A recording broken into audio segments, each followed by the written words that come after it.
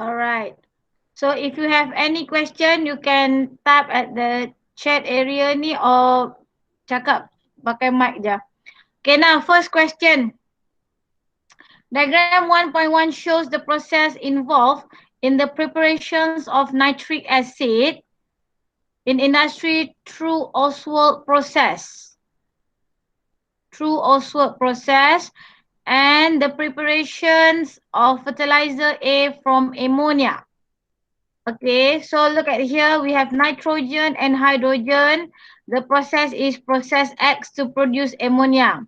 Okay, later I'll explain. Okay, what process used to produce ammonia, guys? What process? Contact, are you sure? Haber. Haber process. So Haber process is the process to produce ammonia. What is the conditions for Haber process? What is the condition for Haber process? What is the temperature? Respond. What is the temperature, guys? 3000. Temperature is 400 to 500 degrees Celsius. Okay, and then the pressure is? Pressure? Betul, dalam 450 tu betul. Okay, pressure is, okay, itu betul. Amanda jawab 200 atm. And then catalyst use? What catalyst use? Pandai, very good. Iron. Okay, so Oswald process is the process to produce nitric acid. Okay, Oswald process ni adalah to produce nitric acid. So condition dia yang pertama is yang pertama adalah catalyst. Okay, catalyst untuk Oswald process is platinum. This one is the catalyst, take note. Okay, number 2, the pressure yang digunakan around 4 to 10 atm. And temperature is around 600 degrees Celsius for Oswald process. Okay, so ini dia punya point-point. Okay, satu lagi apa yang kita dah belajar? Oswald process, Haber process, one more. One more. Contact process, very good. So contact process is the process to produce? To produce? H2SO4. Ingat tak condition dia apa? What is the condition for contact process? Temperature 400 degrees Celsius. Okay, then the pressure is 1 atm. By using vanadium 5 oxide as a catalyst. Okay, settle down. We have Oswald process, we have Haber process, and we have contact process. Okay, next. Based on diagram 1.1, state what is X. What is the process X? Kamu dah jawab tadi. The answer is Haber process. Okay, they ask you to answer what is the fertilizer A. So from the diagram 1.1 given, ammonia is NH3. Okay, when NH3 react with H2SO4, dihasilkan fertilizer A. So nama dia adalah ammonium sulfate. Settle. Okay.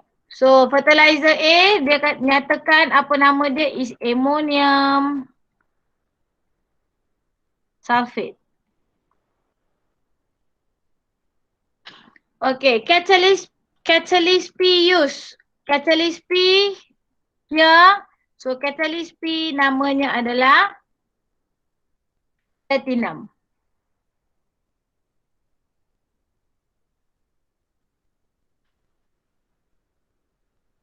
Platinum. Okay, next. Diagram 1.2 shows the cookware made of glass.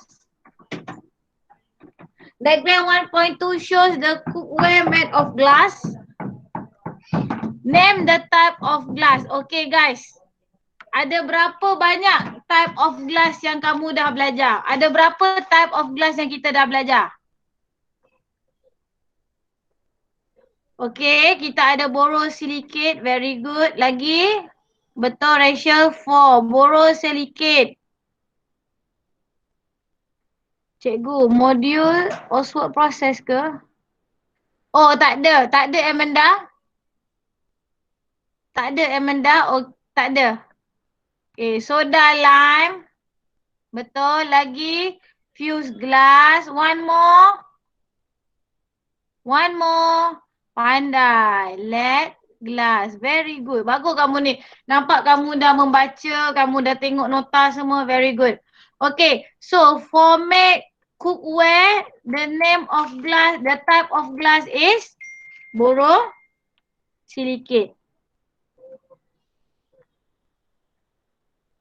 Okay, what is the property of the glass? Why we use borosilicate to make cookware? Okay, apa properties dia? Kalau ikut modul dia ada 3 properties. Pertama, good chemical durability. Cikgu type lah yang ni. Okay.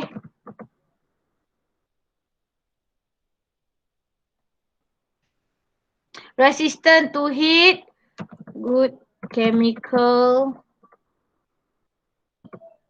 durability. Satu, dia nak satu markah so either one lah. Okay, resistant to heat. Okay, or low thermal expansion. Okay, pilihlah mana satu. Tiga-tiga ni betul. High melting point. High melting point lebih susah kita guna ayat resistant to heat. Withstand high temperature. Boleh Afiqah pakai itu kategori resistant to heat lah. Withstand high temperature. Boleh. So, satu markah, just choose one of the properties. Okay, next. C. Diagram 1.3 shows the dialogue between Mrs. Fazila and her daughter. She just finished baking a cake. Mom, look at the cake that I've baked. The texture of the cake is not smooth and less attractive. So, dekat sini ada dua keyword. There are not smooth dengan less attractive. Okay, question. Based on the dialogue, suggest 2 food additives to improve the appearance of the cake and you must state the functions for the food additive. So before we choose the food additive, kamu kena nyatakan ada berapa food additive yang kita belajar. How many food additive we have? Ya ke 6? Bukan 7 ke? 6 ke 7? 6, betul. Pandai. We have 6 food additive. So yang pertama adalah, the first one is flavoring agent. Lagi? Okay, very good. Then we have preservative. Okay, betul. Coloring agent. Pandai. Thickening agent. Then we have stabilizer. One more. Antioxidant. Okay. Cikgu nak kamu sekurang-kurangnya kamu tahulah kalau flavoring agent ni basic dia is for what? Flavoring agent ni basic dia untuk apa? Untuk enhance a flavor kan, bagi enhance flavor, bagi ada rasa.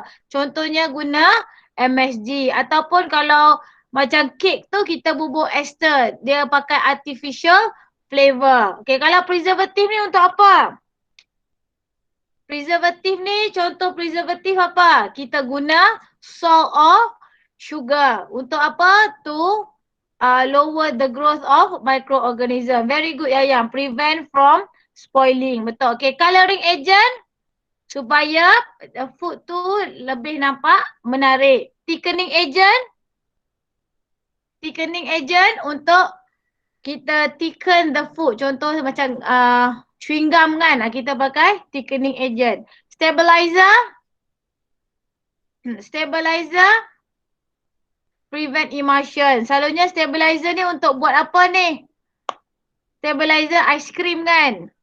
And betul, improve texture. Okay, antioxidant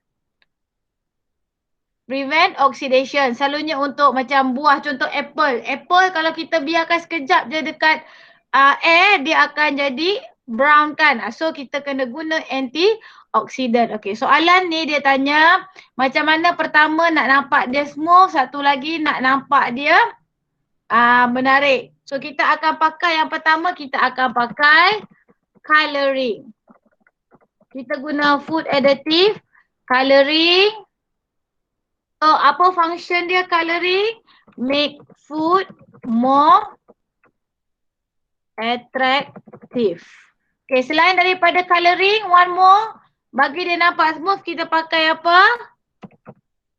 Stabilizer. Stabilizer fungsi dia supaya apa? Improve. Dye and colouring sama sebab dia minta food additive. Food additive tu kita dah ada 6 kan. We have 6 types of food additive. So kamu kena guna yang tu. Kamu tak boleh lah guna food additive, kamu tulis dye. Tak boleh. Okay, improve the consistency of food by giving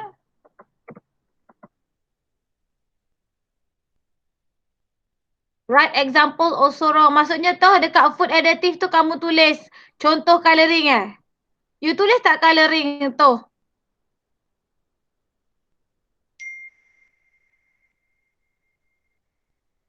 Right examples. Sebab dia minta food additive tu, dia tak minta examples of food additive. Kalau kamu tulis colouring and then bracket kamu bagi example, I think that one no problem. Oh, you tak tulis colouring Puan Juliani macam mana? Kalau paper 2? Okay, cikgu sambung yang saya belajar. Tunggu Puan Juliani respon. Memang dia minta food additive kan yang tu bagi tu example, jadi salah lah. Okay tu. Salah tu. Sebab dia minta food additive kan. Tu ada 6 tu je. Okay, betul. Okay tu. Alright, improve the consistency of food by giving a smoother texture.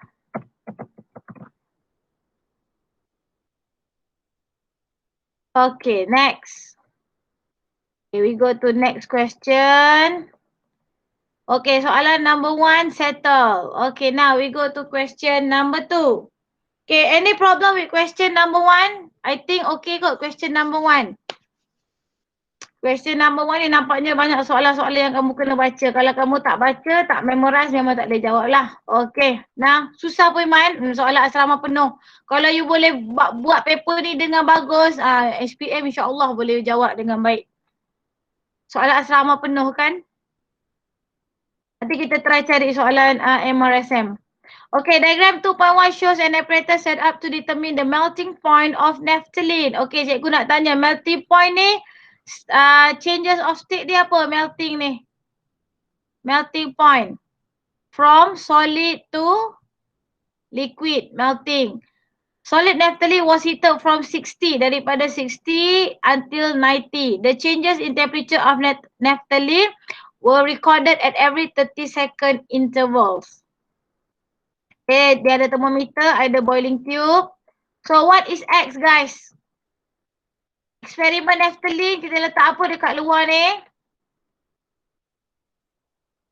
Water. Suhui. Kenapa kita letak water suhui?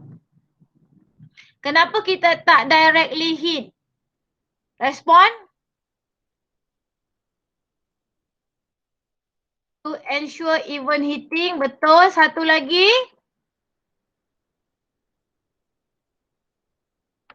Satu lagi.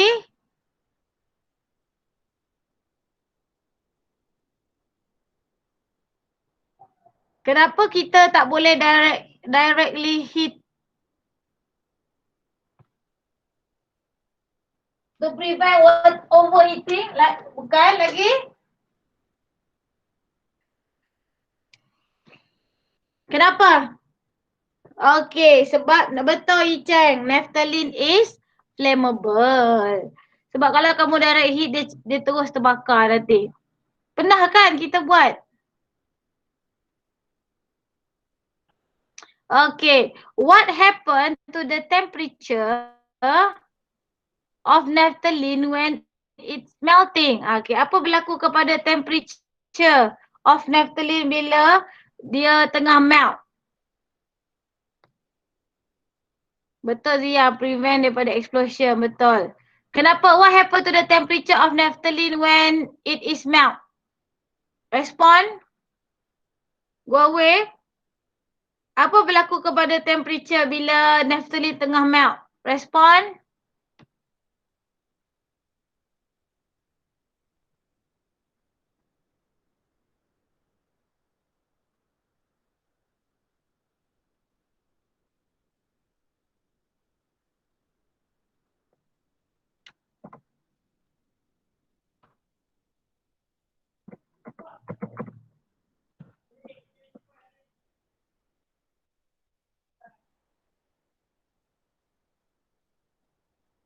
Okay, sekarang okay tak? Okay tak? Okay. Sorry, tadi dia lag sikit. Okay, jawab sekali lagi. What happened to the temperature? Sorry sayang. What happened to the temperature?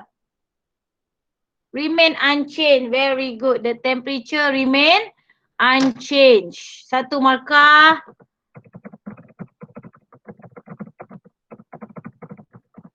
Okay, the temperature remain unchanged. The temperature constant, remain constant. Satu markah. Okay, reason.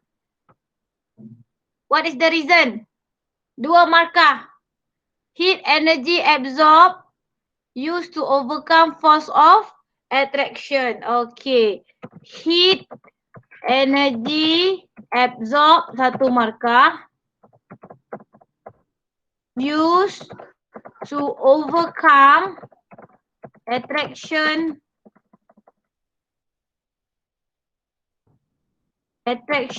forces of solid naphthalene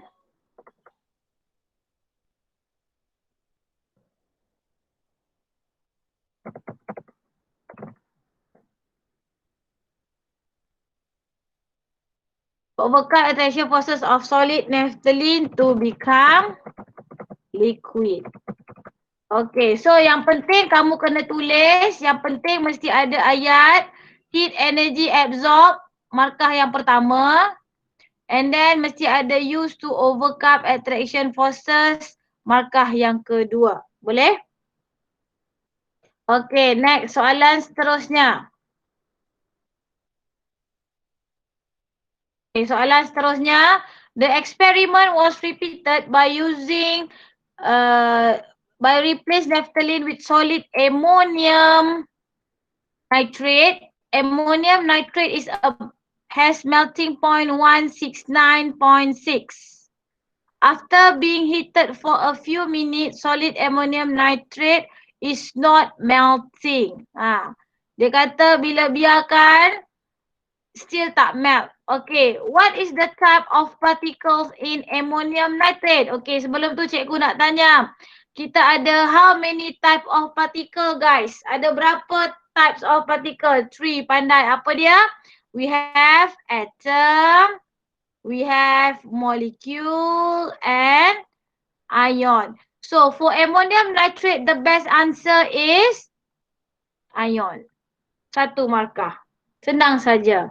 Okay, suggest a way to modify the experiment. They ask you how to modify this experiment supaya you can obtain the melting point of ammonium nitrate without changing the apparatus. Kamu tak boleh tukar apparatus in this experiment. Oh, pandai Jane. Very good. Selain daripada sand, kita nak tukar apa? Pandai Rachel. Kita boleh guna sand ataupun oil bath. Okay, replace water bath with sand or oil bath. Pandai kamu ni. Okay, kenapa kamu kata macam tu? Why you say like that? Kenapa kita boleh tukar guna sama ada sand or oil untuk get melting point of ammonium nitrate? Because of what?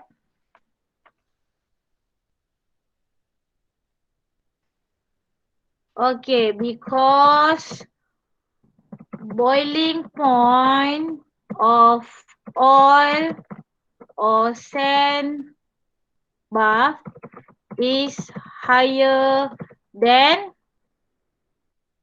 melting point of ammonium nitrate. Okay, faham tak maksud cikgu? Because the boiling point of oil or sand bath is higher than the melting point of ammonium nitrate. Ya, siapa yang angkat tangan tu? Kenapa? Tak perasan nama siapa. Ada soalan? Okay, next.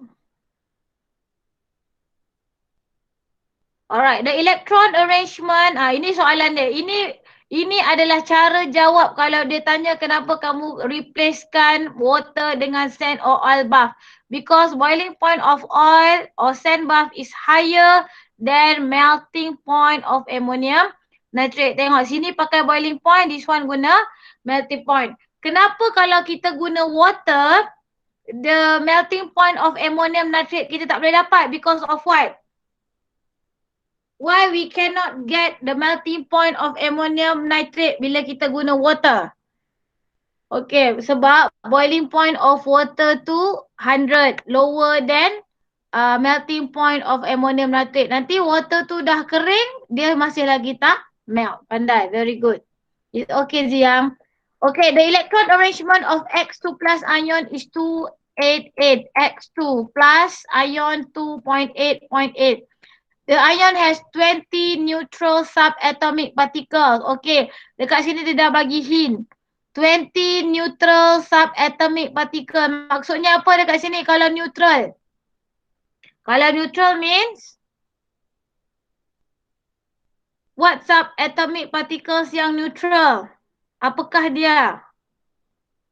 Neutron. Bagus Saraf, neutron. Okay, draw the electron arrangement of atom X. Atom X. So ini ion kan, maksudnya kalau dia jadi atom dia akan jadi 2.8.8.2. Yang tadi atas tu is ion, bila jadi atom. So dah bagi tahu banyak kali kalau lukis tengah as a nucleus. Jangan ada shell dekat situ ya. Jangan anggap itu shell. Yang first tu adalah nucleus. Okay, so we have X. Okay, first shell kalau kamu tengok ada 4 shell. Second shell, third shell, sorry lah tak cantik bulatan dia. Fourth shell. Okay, then the first ni jangan kacau, letak simbol X. Okay, 1, 2, then the rest ikutlah 2, 8. Donat sengit-sengit. Nanti kamu lukis elok-elok ya bila exam. Cikgu ni hodoh sikit lukisan. Okay, settle. So satu markah make sure cukup kamu punya elektron ada symbol of the atom. Okay, dapat satu markah. Okay, next. Write a standard representation of atom of element X. Tahu tak macam mana lukis representation? Representation. Okay, dia punya general kamu tulis macam ni. X, A, Z. Okay, X ni adalah elemen. A ni apa? What is A? A is nucleon. Nucleon ni apa? Neutron plus proton. And nucleon plus proton. Z adalah proton. So kalau nak tulis X tu, X. Sebab dia pakai X. Okay, berapakah nukleon dia? Dia dah bagi tahu dah tadi sini 20. Neutron 20. Proton berapa? 40, betul. So, neutron dia dah bagi tahu kat atas 20. Elektron, kamu dah kira. Elektron pun 20, so automatic proton also 20. So, this one 40, bawah proton is 20. Satu markah. Soy. Okay, next. Senang kan? Alright. Okay, question number 2 settled. Now we go to question number 3. Diagram 3 shows an apparatus set up to determine empirical formula for oxides of copper. Cikgu nak tanya satu soalan. Ada dua method untuk find empirical formula. Satu using this method. Kita guna burning of excess hydrogen gas. Satu lagi method apa kita guna? Crucible, directly heat up. Crucible, okay, kaedahnya begini. Okay, sinilah. Okay. Magnesium ribbon, crucible, tripod stand, and then panaskan.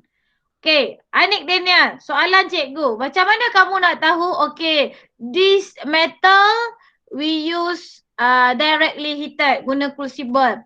Satu lagi method kena guna burning of excess hydrogen gas. Macam mana kamu nak differentiate? Based on what?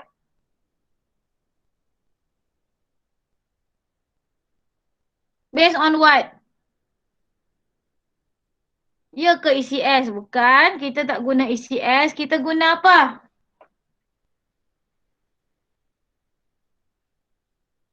No, ECS tu electropositive lah. Okay, reactivity of metal. Actually, reactivity of metal dengan ECS tak jauh beza. Tapi kedudukan hidrogen tu yang berbeza between ECS and reactivity of metal. Sebenarnya reactivity of metal lebih kurang juga. Okay, kalau nak kahwin mesti ada zakar fleksibel supaya perkahwinan hasilkan cukup. Okay, tak payah anak-anak. Okay. So, dekat mana terletaknya hidrogen dengan karbon? So, karbon dekat sini atas zinc. Hidrogen bawah zinc. Ini reactivity series of metal. Kalau ECS, hidrogen dekat bawah kan? Kalau reactivity of metal, hydrogen is below zinc and carbon is above zinc. Ni digunakan tengok, makin atas dia makin kuat react dengan oksigen. Okay, sekarang ni macam mana kita nak identify? Look, all the metal yang bawah daripada hidrogen ni, start daripada iron sampai copper, argentum, aurum, dia akan guna kaedah ini. Okay. Manakala mana yang atas hidrogen, guna kaedah directly heat. Boleh bezakan again. Mana-mana elemen yang located below hydrogen, dia akan guna. Okay, mana-mana elemen yang located bawah hydrogen dalam reactivity of metal, to find empirical formula, dia akan guna this method dan dia akan pakai oxide of metal. Okay, manakala kalau elemen itu located above hydrogen like calcium, magnesium, aluminium, zinc, kita guna directly heated. Kita akan pakai pure metal. Kalau yang ini kita pakai oxide of metal. Boleh faham?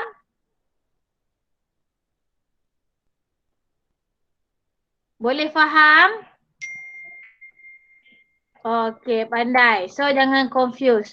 Okay, now they gave you result description. Okay, cikgu numberkan senang 1, 2, 3. Nanti senang kita nak tengok. Okay, now soalan definition. Dah pesan banyak kali soalan definition mesti tulis penuh. Okay, soalan definition. Apa maksud empirical formula?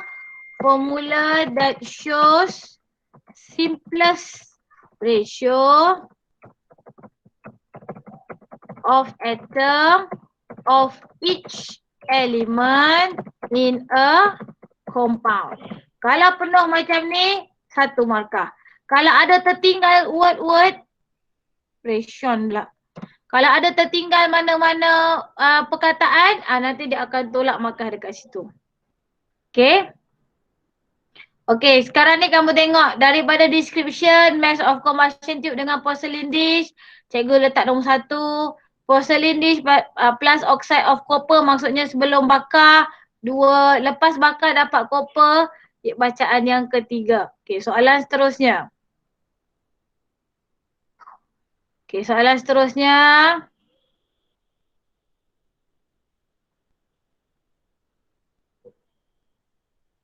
Okay, write a chemical equation for the reaction between oxide of copper. Okay, dia tulis sini oxide of copper and hydrogen gas. So oxide of copper is copper to oxide plus hydrogen gas, and then the product are copper metal itself and water. Okay, kalau kamu tengok sini, yang mana mengalami oxidation, yang mana mengalami reduction. Mana tahu nanti dia boleh tanya juga tu. Okay, which one yang mengalami reduction? CU reduce, very good, pandai. Pandai dah bagus. Bagus dah semua. Boleh identify. Okay, state one precaution to ensure this experiment conducted safely. So, apa kita kena buat? Apakah precautionnya? Okay, pass through. Bukan. Bukan tu yang apa? Pass through the hydrogen gas into the tube for a few minutes before heating. Allow hydrogen gas pass through after heating. After heating pun boleh, before heating pun boleh. Kalau before heating untuk apa? Kalau before heating for what? Kenapa we need to pass through the hydrogen gas before heating?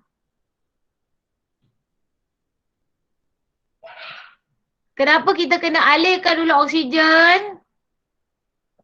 Why kita kena to remove all air in tube? Bagus Afiqah Balkis. Kenapa kena remove all air in tube? Jawapan yang pula to avoid explosion. Betul Yong Ling. To ensure, bukan gas, to ensure there is no air. Sebab, betul dia. Kalau air react dengan hidrogen boleh berlakunya explosion. Okay, kalau kita pass through the gas into the tube for a few minutes after heating, bila dah habis, lepas tu kita still alirkan lagi the hydrogen gas. Bila heating proses tu dah tamat, kita still alir to prevent copper from oxidize. Very good Amanda, betul. Before heating, to prevent daripada explosion, we want to remove all air inside. After heating, to prevent the copper oxidize. Supaya copper tu tak jadi copper oxide semula. Okay? Boleh? Pandai, bagus. Okay, next. Based on the result obtained, determine the empirical formula of oxide of copper metal. Dia minta kamu cari empirical of oxide of copper metal. Cikgu dah pesan banyak kali kalau soalan berkaitan dengan calculate empirical formula, tolong buat dalam bentuk table. Kenapa? Sebab mudah kepada examiner nak tengok. Tak sakit hati dia tengok kamu susun elok-elok. Okay, yang pertama kita letak sini copper and then O. First step we must find, kita kena cari mass.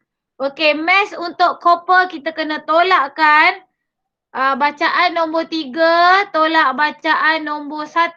So kita tolak 56.66 tolak 53.46. So kita akan dapat mass dia is 3.2 gram. This one is for copper. Okay, oksigen kita tolak bacaan second reading, tolak third reading. 57.46 minus 56.66. So the answer is 0.8 gram. Okay, step pertama kalau betul 1 markah. Okay, the second step kita cari apa guys? Cikgu, if didn't write before hitting, salah ke? Kena ada perkataan before hitting tu. Okay.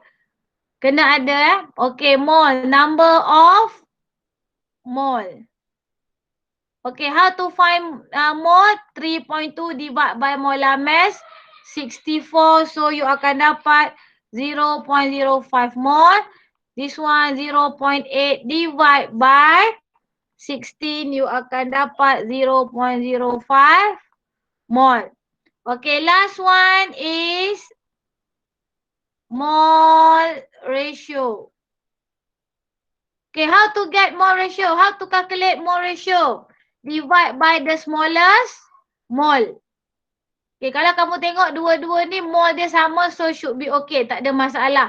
Andai kata dia ada different mole, kamu divide by the smallest mole. Okay, so sini 0.005 divide by 0.005. 1. This one pun sama. 1. Okay, so empirical formula adalah pandai yang CuO. Markah yang kedua for number of mole. Markah yang ketiga is empirical formula for copper to oxide. Okay, faham dah ya how to find empirical formula? Okay, next. Okay, name other oxide of metal which its empirical formula can be determined using method diagram 3. Maksudnya kamu kena cari mana-mana elemen yang bawah daripada hidrogen. Dan pastikan ada oxide kat belakang sebab dia minta name another oxide. Okay, very good. Jawapan Puiman, lead to oxide. Bila dia kata nama, kalau nampak perkataan dekat depan ni name, wajib tulis name. Kalau dia tak bagi name dekat depan, so kamu boleh jawab dalam bentuk name or dalam bentuk formula. Kalau dia kata name, wajib tulis lead to oxide. Faham? Kalau kamu nak tulis lead to oxide bracket PbO, ini tak salah. Okay, good. Okay, next. Metal X is more reactive toward oxygen. Okay, more reactive toward oxygen. Draw a label diagram of apparatus set up to determine the empirical formula for an oxide for metal X. Metal X ni more reactive. Maksudnya dia berada di atas. So kita guna kaedah apa? Kita guna crucible. Very good. So lukislah cantik-cantik. Okay. So kita assume this one is magnesium ribbon. Mesti ada tutup dia. Sengit sikit tu. Alright. And then. Okay. Pastikan lukisan kamu tu berfungsi dengan baik. Logik dan berfungsi. Okay, then label. Ini crucible. This one lead. This one heat. Okay, ni metal X. 2 markah. Functional diagram plus labeling. Okay. Okay, next. Can we go to question number 4? Okay, question number 4. Diagram 4 shows part of the element in the periodic table represented by the letter D, E, G, L, and J. These letters are not the actual symbol. Okay, so kita tengok dulu. Ini periodic table, ini group 1, ini group 14, 16, 17. What is the basic principle used in arrange the element in periodic table? Based on what? Bagaimanakah elemen disusun dalam periodic table? Respond. No. Proton number betul tapi tak tepat. Okay, jawapan Rachel yang paling tepat. Increasing proton number. Baru betul. Mesti ada perkataan increasing in proton number. Tengok jawapan Rachel tu. Jawapan Rachel yang paling tepat. Okay, next. Element D, E, G and L are located in the same period in the periodic table. Okay, D, E, G, L. Kalau ikutkan dia period 2. Period tu maksudnya dia ada apa yang menyebabkan semua ni duduk dekat period tu? Pandai. Same, ya ke same valence elektron? Period. Number of shell. Okay, so apa ayat kamu nak tulis kat sini? To fill electron shell. Kenapa dia dekat situ? Because all elements have 2 shells occupied with electron. Mesti ada ayat belakang tu. All element have 2 shells. Kena bagi tahu Amanda berapa nombor dia. All element have 2 shells. Ayat belakang mesti ada occupied with electron. Okay, mesti ada ayat belakang tu occupied with electron. Okay, next. Okay, when element D and J are reacted with element G. Occupied or filled, okay. Element D and element J are react with element G. Okay, element D ni kalau kita tahu dia group 1. Element D dia group 1. Element J dia group, element J group 1. Okay, element G group 16. Okay, write a chemical equation for the reaction between D and G. Okay, so D group 1 react with G2. Kita tahu dah kalau group G ni mesti oksigen punya ni. Okay, so D2G. So balance kan? 2 here, 4. So dapatlah 2D2G. Okay, next. Element J is more reactive than element D. Okay. When react with element G. Okay, pertama. Kenapa? 3 markah. Apa poin pertama yang sepatutnya kita letak? Poin yang pertama.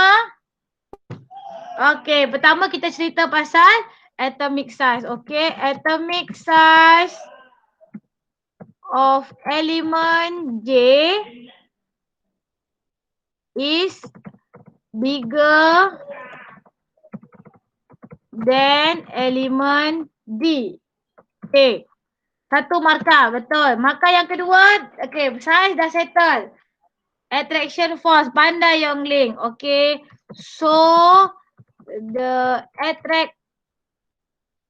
attraction forces between nucleus and valence electron in atom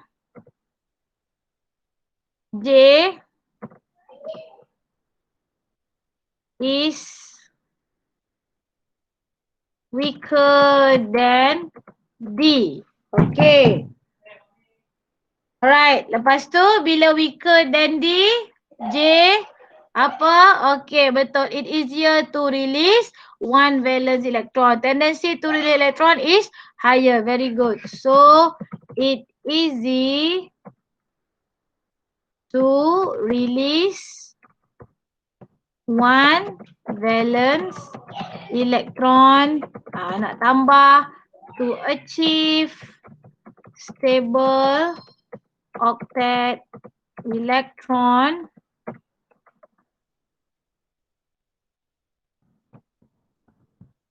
arrangement. Okay. Okay, 3 markah dekat sini. Markah pertama dari segi size. 1, markah kedua mesti ada ayat attraction typo ni. Forces. 2, so easy to release 1 valence electron. 3. Pandai. Very good. Very good. Okay, D. When element E react with element G compound that cannot conduct electric in all states is formed. So kita tahu dah kalau tak boleh conduct ni maksudnya ni apa ni? Ini adalah covalent compound. Draw the electron arrangement of the compound form. Okay. So kalau covalent dia mesti share. Pandai Yongling. So ini mesti share. Ya Cewe? Share. Share pula ingat kalau share mesti fair and square. Kalau G tu share 1, E pun kena share 1. Kalau E tu share 2, G also kena share 2. Tak boleh seorang share 1, seorang share 2. Cannot. Mesti fair and square. Sama. So bagaimana nak lukis? So kalau kita tengok G sepatutnya dia akan jadi CO2 betul. Carbon dioxide betul. Okay, E dekat tengah. Okay, E adalah 2.4. Okay. 2 and then 4.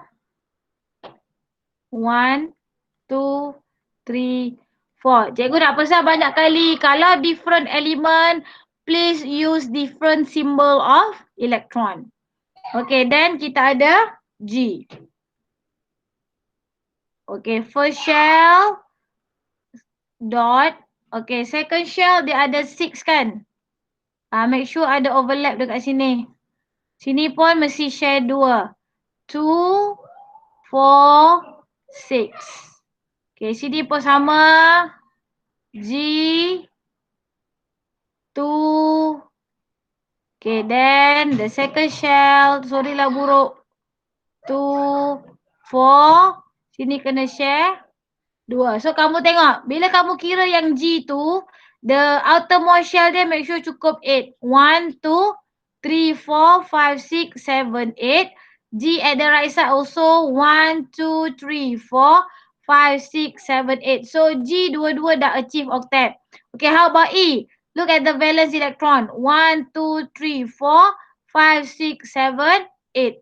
So semua dah achieve octet electron. Arrangement semua dah stable. Ada masalah? Kalau ada masalah bagi tahu. Cewe, are you okay?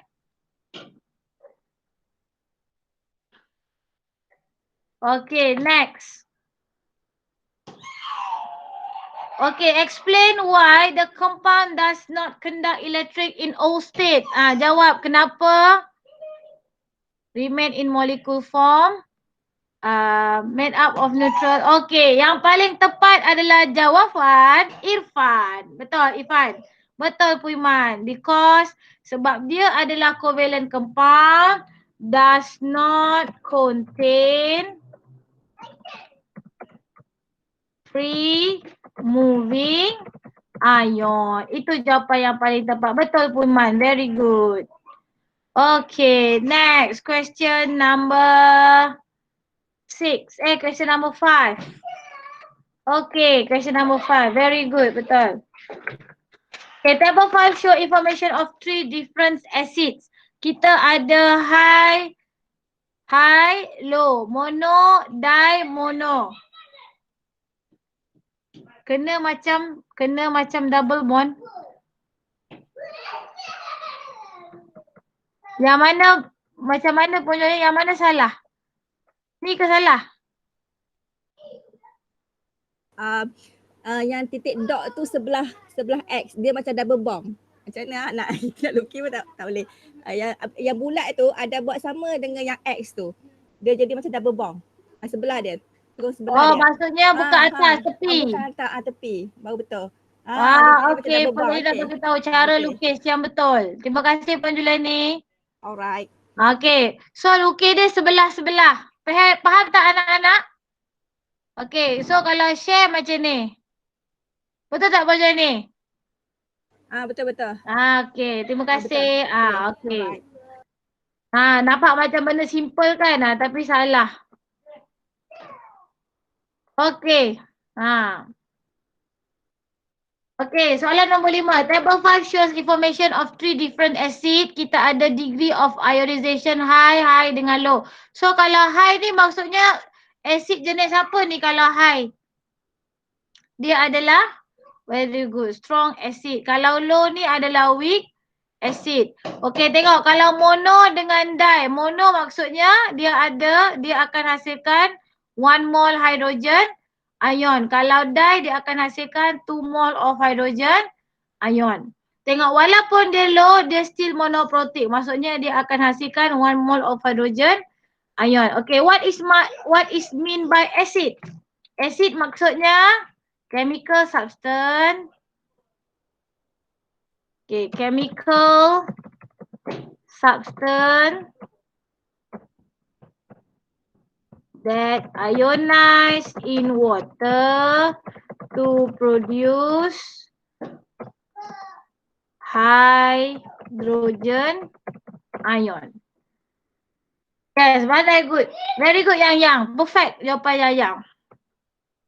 Okay, state the ion that enables an acid to show its acidic properties. So, apakah ionnya is hydrogen ion.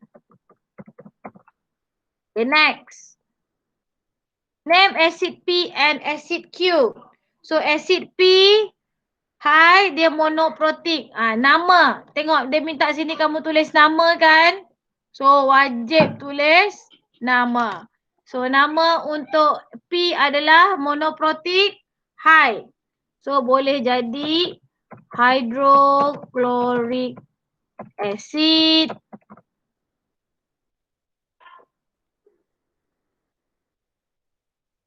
Ataupun apa lagi yang monoprotic strong. Okey, pandai yang nitric acid. Lagi? Ada lagi idea?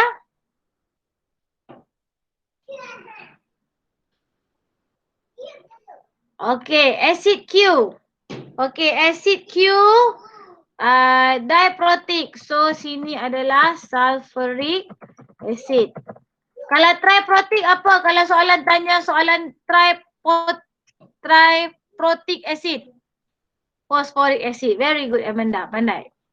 Okay, so satu. Okay, next. Acid P and acid R. Okay, acid P and acid R have the same concentration. P dengan R. Okay, kalau P dengan R ni kita tengok dua-dua adalah mono. Okay, tapi P adalah strong, R adalah weak. It was found that the pH value of acid P is lower than acid R. Okay, 3 markah. Markah yang pertama, apa kita nak tulis? Kita tulis satu strong, satu weak. Acid P is strong acid while acid R is weak acid. Okay, satu markah. Markah yang kedua, nak tulis apa? Acid P ionize in water to produce high concentration of hydrogen ion. Okay, while acid are ionized partially. Betul. Terima kasih yang tambah completely in water to produce high concentrations of hydrogen ion. Acid are ionized partially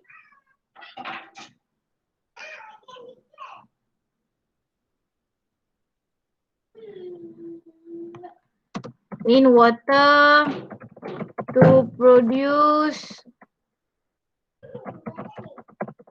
low concentrations of hydrogen ion. Okay, itu baru 2 markah ni. So, bawah ni kita buat conclusion. Okay. Betul. The stronger the acid, bukan Bu Iman.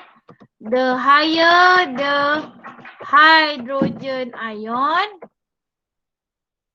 the lower the pH value. Okay, baru dapat 3. Bukan the stronger acid, the higher the hydrogen ion, the lower the pH value. So ni 1 markah. Ini kira 2 markah and then conclusion 3. The next B. A student accidentally spilled a concentrated acid on the lab floor. Diagram 5 show the condition of the. Tinggal apa pojok ni? When higher the hydrogen. The concentration of hydrogen ion. Alright. Betul. The higher the concentration. When higher the concentration. Tertinggal concentration of hydrogen ion, the lower the pH value. Okay, we go to question B. Alright, explain the reactions occur. Kalau tengok diagram ni, dia tunjukkan bahawa bila tertumpahnya asid pada limestone dekat lantai tu ada gas bubble. So dia minta kamu explain kenapa terjadinya benda itu. Macam mana? When? Okay, so ayat dia 2 markah kan? Kamu tulis sini. When limestone, that is calcium carbonate, react with hydrogen ion from acid, 1 markah. Gas bubble release. Okay. The gas is, bagi tahulah gas yang dia. The gas release is carbon dioxide. Dapatlah 2 markah. Okay, markah yang pertama, when limestone is calcium carbonate react with hydrogen ion from acid. 1 markah, and then you bagi tahu apakah nama gas tersebut, 2 markah. Okay, next. Okay, next. By using some pieces of limestone and acid solution, draw an apparatus set up to verify the gas release. Okay, macam mana kita nak verify carbon dioxide gas yang release tadi? Kita nak guna apa? Kita guna apa guys? Lime water, pandai. So, mesti ada yang pertama kita mesti ada satu adalah boiling tube. Okay. Dengan kita rukailah sini apa ni? Okay, ini adalah limestone. Alright, so dekat atas ni adalah acid. Pastikan. Okay, sila lukis delivery.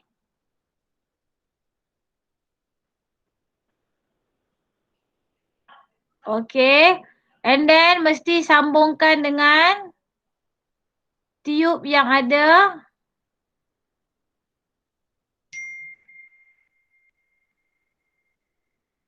Gigi lukis. Okay, buatlah ada bubble-bubble sikit. Lime. Water. Okay, 2 markah.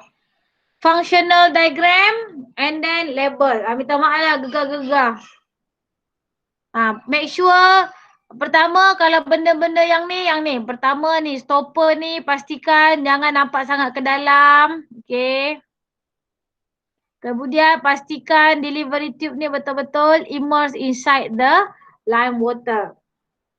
Okay, 2 markah. Okay, sikit lagi nak habis soalan last. Come on. Okay, 2 set of experiment are carried out to investigate the factors that affect the ROR. Table 6 shows the time taken to collect 40 cm cube of hydrogen gas. Okay, set 1 dia guna 35 cm 0.2 mol HCl dapat 90 saat, 30 second. Second set dia guna 0.4 mol more concentrated dapat 55. Okay, soalan. State another measurable changes beside volume of gas.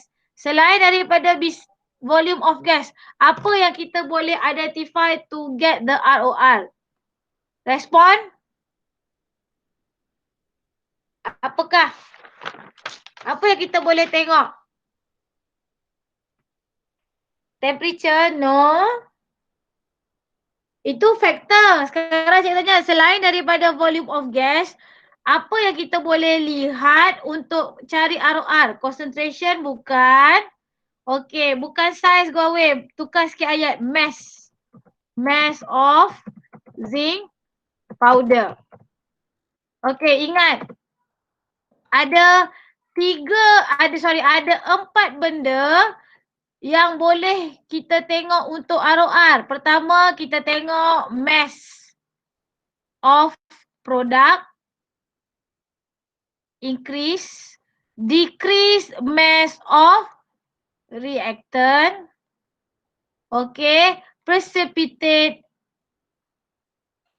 form, and then yang keempat adalah volume of gas. So hanya 4 ini sahaja yang boleh digunakan untuk mengesan rate of reaction. Sama ada peningkatan mass of product or decreases mass of reactant, formations of precipitate and volume of gas. So selain daripada volume of gas, dalam kes ni kita boleh guna mass of zinc powder. Okay, next B. Identify the factor that affect the rate of reaction. So faktor apa ni? Concentration apa? Concentrations of hydrogen ion. Sebab dalam kes ni dia menggunakan asid yang berbeza. Asid tu menghasilkan hydrogen ion. Okay, concentration. Okay, now calculate the average rate. So guys, average rate, general formula dia mesti changes. Changes in reaction divide by time. Okay, kita tengok for set 1. Okay, set 1 kita menggunakan 40 cm3 sebab ini fix. Okay, masa yang diambil for set 1 adalah 90 second. So the answer is ambil 4 decimal point kalau dia panjang 0.4444 cm3 per second. Jangan lupa unit. Okay, for set 2 masih lagi 40 cm3 tapi in 55 second. So jawapannya adalah 0.7273 cm3 per second. 2 markah. Okay, based on your answer in 6C, compare the ROR of set 1 and set 2. Okay, compare. Senang saja. ROR mana yang higher? Set 1 ke set 2? Okay, very good. Rate of reaction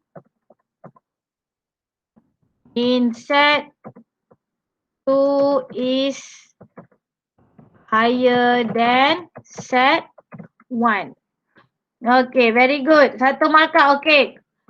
1 markah dekat atas and then, okay, dia minta kamu explain.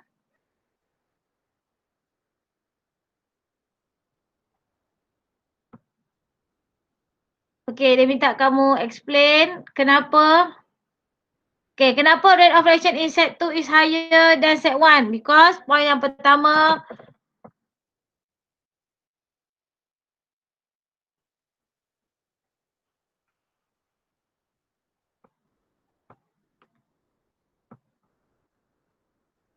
okay, pertama because okay,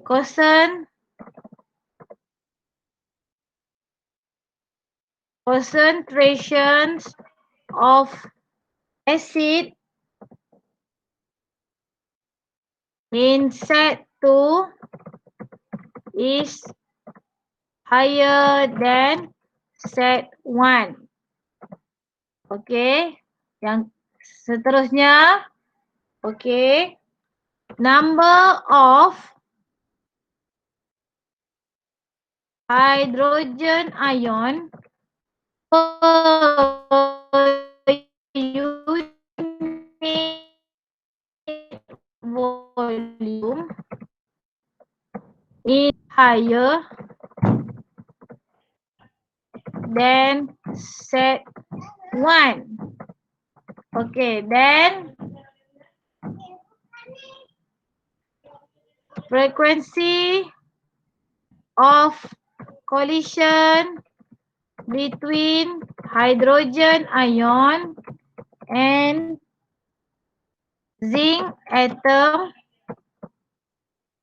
is higher in set 2. Okay, last kali. Dalam exam jangan tulis FOC Cikgu tulis sebab nak short form. FOEC, salin saja between hydrogen ion and zinc atom is higher in set 2. Okay, done.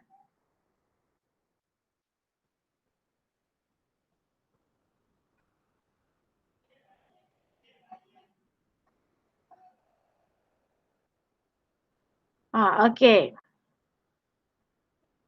Okay, next. Hampir habis. Okay, next. Last kot ni. Okay, last. They ask you to sketch a graph of volume of hydrogen gas for both set. Okay, dia suruh kamu lukis dua-dua. Okay. So, dia minta kamu lukis volume of hydrogen gas against time. Dah bagi tahu dah. Yang mana datang dulu dia tegak.